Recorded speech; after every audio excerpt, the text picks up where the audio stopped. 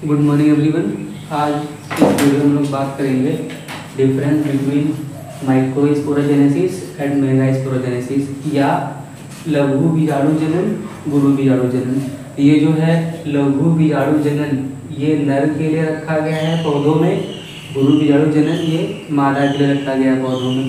कहीं भी लघु शब्द आएगा वो हमेशा नर के लिए, कहीं भी गुरु शब्द आएगा वो हमेशा मादा के लिए उपयोग किया जाता है। इसको आप ध्यान में रखेंगे। तो इन दोनों के बीच अंतर क्या है ये बहुत ही महत्वपूर्ण है। चलिए पहला देख लीजिए, जो लघु बीजाणु जनन है यह पुंकेसर के परागकोश में होता है। अब पुंकेसर किसका भाग है? नर का है, तो ये पुंकेसर के परागकोश में होता है, पहला कंडीशन। दूसरा, गुरु बीजाणु किसके लिए है? स्त्री के लिए है। स्त्री केसर में आपका रहेगा क्या? बीजांड। जो गुरु बीजाणु जनन होगा वो कहाँ होगा? स्त्री केसर के बीजांड के अंदर होगा। ये पहला डिफरेंस। चलिए दूसरा डिफरेंस क्या है? अब परागकोश के अंदर होता क्या है? परागकण। परागकोश के अंदर क्या? परागकण, जो नर भाग आपका बनाएगा। दूसरा, अब स्त्री केसर में है कौन? बीजांड। बीजांड में रहेगा कौन? बीजाणु या अंड कोशिका रहेगा। ये आपका दूसरा। अब जब परागकण बन गया है, ये अगला, इसमें आपका परागकोश में होगा कौन? परागकण। अब लघु बीजाणु या परागकण बनेगा किसमें? लघु बीजाणु, क्योंकि ये नर भाग के लिए है। ये लघु बीजाणु बनाएगा या परागकण बनाएगा।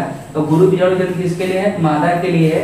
वो क्या बनाएगा? गुरु बीजाणु बनाएगा या भ्रूणकोश बनाएगा। सॉरी, ये भ्रूणकोश,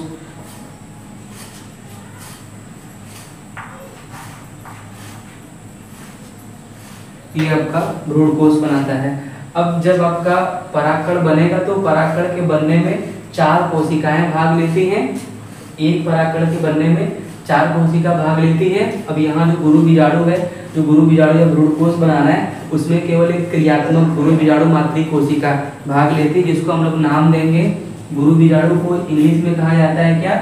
मेगास्पोरोजेनेसिस। मेगा का एम मातृ, मदर, मेगास्पोरोजेनेसिस। फिर एम कोशिका का सेल, इसका MMC शॉर्ट फॉर्म है, माइक्रोस्पोर मदर सेल। तो ये अपना नाम याद रखेंगे, megaspore mother cell, microspore mother cell. तो दोनों में ये आपका सेम कंडीशन बनता है फुल फॉर्म के लिए। तो ये आपका दोनों के बीच अंतर। Thank you.